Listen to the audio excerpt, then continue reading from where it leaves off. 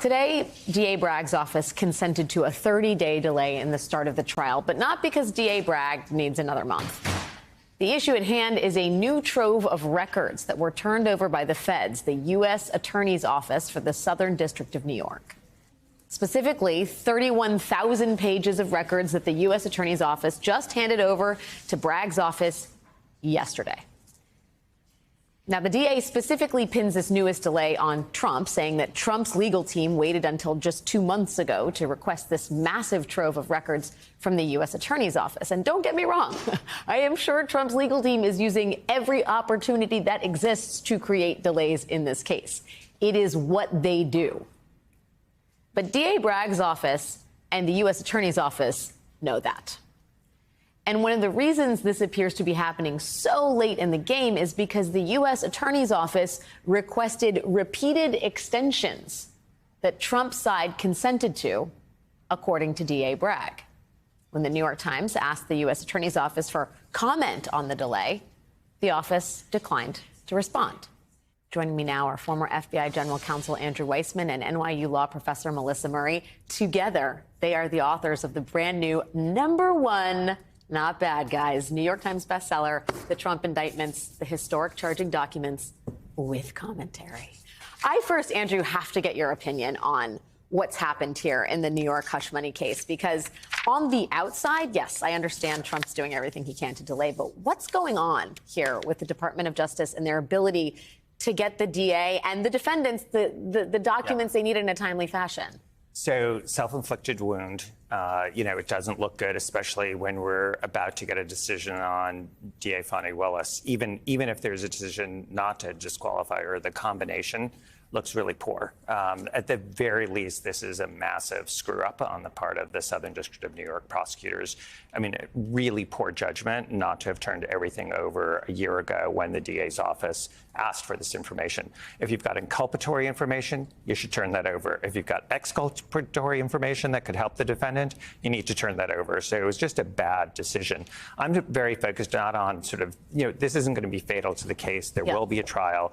I'm very focused on what the information is. One thing to note is that the DA's submission today said that there's still more to come. So it's worth knowing they do not yet know, neither side, not the DA nor the defense knows exactly what the full scope is.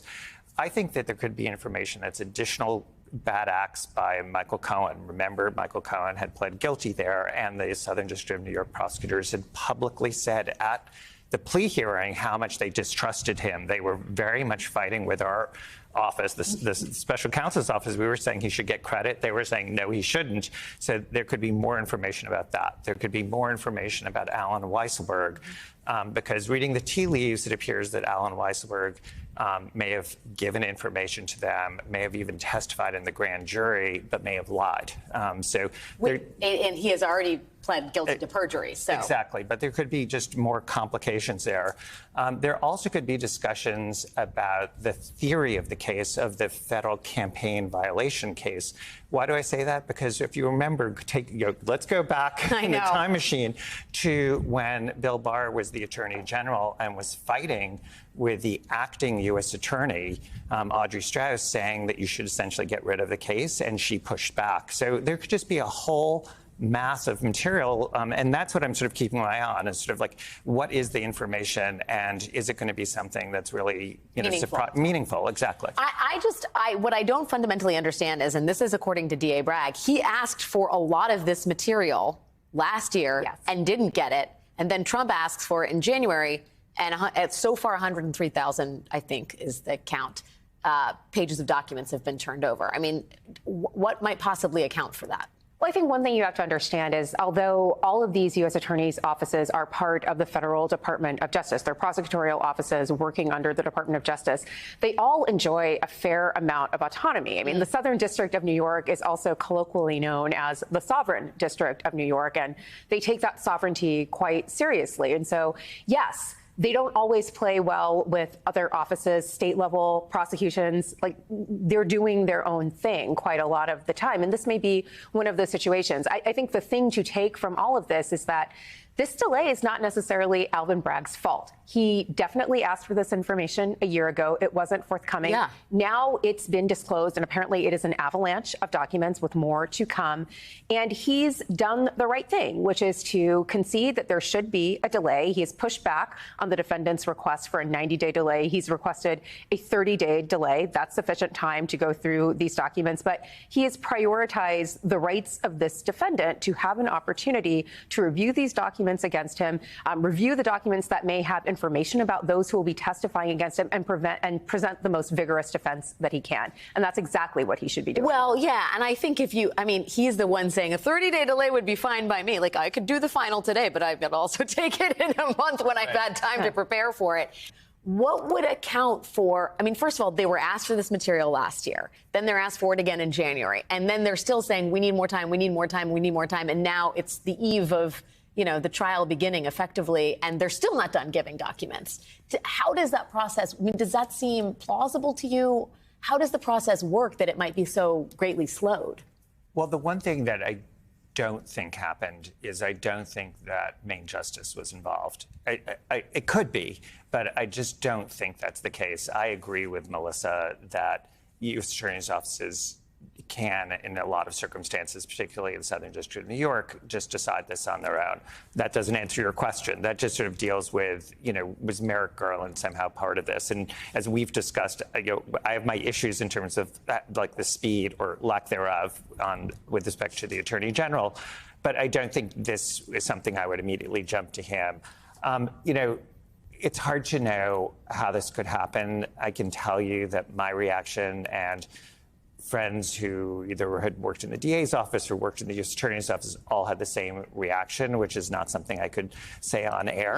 On this family program? Yeah. And because it is either just a colossal blunder or just such a wrong view in terms of the judgment call here, in terms of what needs to be done. And the idea that it so clearly took Alvin Bragg by surprise meant this normally, at the very least, if you thought you had a huge cache of documents, you would call up the DA and say, you know what, we just found, or something just happened. Just found 100,000 But it's clear documents. That didn't happen. This was, to me, it's pretty clear there's an intention. But that's notable, too. I think that is notable, too. Donald Trump has been saying throughout all of these investigations and now these indictments that all of these various law enforcement officials are working in tandem. This is a collusive effort to selectively prosecute him.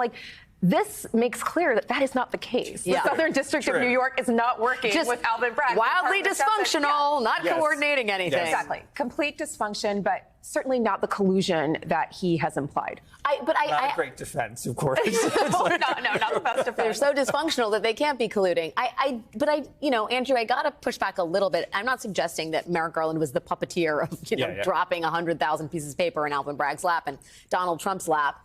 But I do think, this is a week where Robert Hur has gone to the Hill with this highly controversial report that the White House said, that I think a lot of folks, not even just Democrats, say was filled with just, out-of-school commentary about President Biden's mental acuity. The mere appointment of Robert Hur was a subject of debate. And then what he came up with seemed so just political in nature and not to the support of the current occupant of the White House.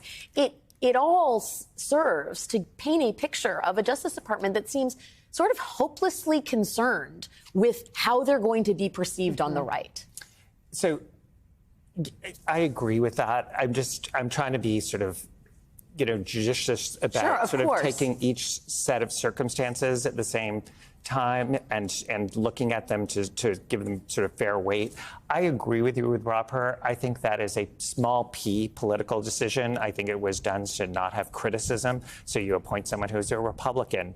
I think that is a massive mistake. I think it buys into the idea that special counsels can act out of principle.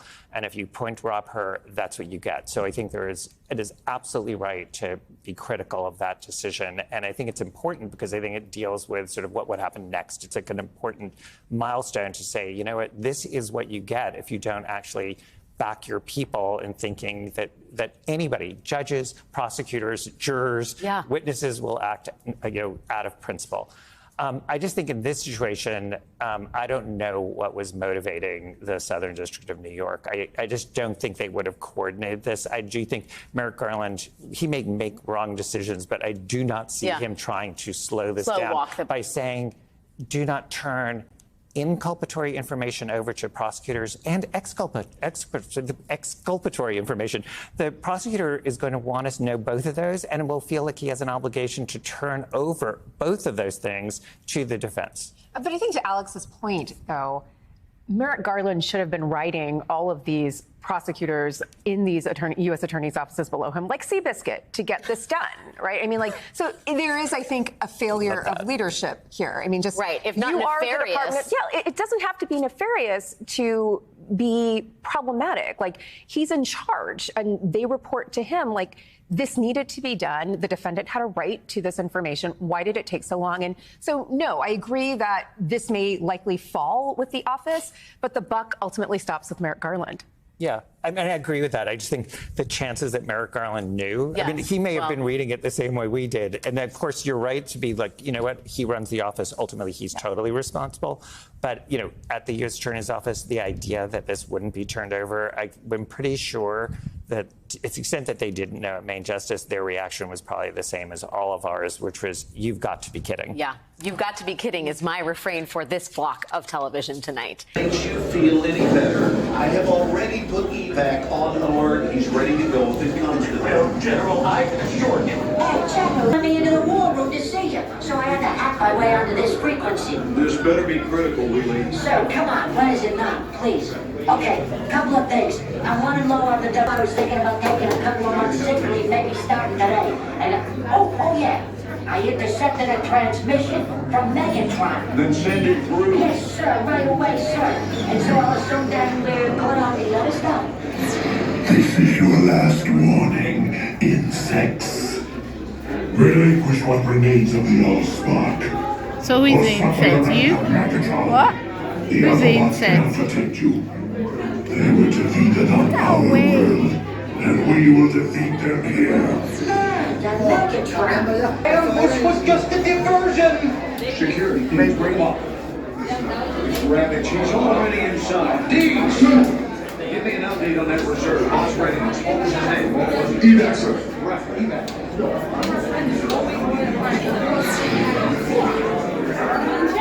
She's right in front.